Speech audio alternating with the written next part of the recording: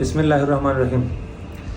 آیا کله مو داسې اورېدلی دي چې کله یو کس دوامداره ټوخی ولري اما کله چې ډاکټر ته مراجعه کوي ډاکټر وایي چې نوموړی کس هیڅ ناروغي نه لري، چې په اصل کې دې اصطلاح ته په طبابت کې سایکوژینیک کف ویل کېږي، چې نوموړی ټوخی دوامدار یا مزمن ټوخی دی چې هیڅ داسې فزیکي او جسمي ستونزه نشته. فزیکي او جسمي ستونزه حالت دا دی چې ناروغ به زکام نه وي، سینه بغل به نه وي، بل داسې کومه ناروغي ته به دا شی به ونه لري اما ټوخی به ولري.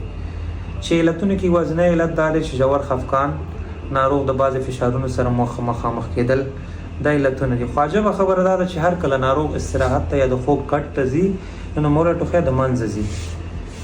او بل خبره چې په دې ناروغانو کې ډیره مهمه ده، اکثره د فامیل د خوا نه خپل ماشومان ته نه متوجه کېدل او یا د ښوونځي د خوا نه په بعضې ماشومانو باندې بعضې فشارونه رامنځته کېدل، چې دا ټول د سایکوژینیک کف لاملونه کېدلی شي.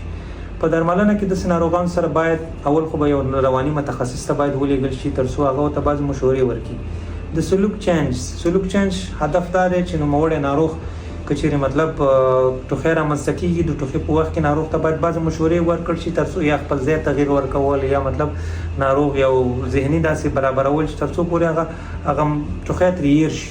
او یا فرض که بعضې والدین باید خپل ماشومان ته متوجه اوسي د هغوی غوښتنو ته، د هغوی مشکلاتو ته. ټول بعضې ماشومان اکثره ښوونځي کې د بعضې مشکلاتو سره مخ وي چې دوی ټولو ته باید والدین متوجه اوسي او په وخت ورسره رسیدګي کولی وکړي.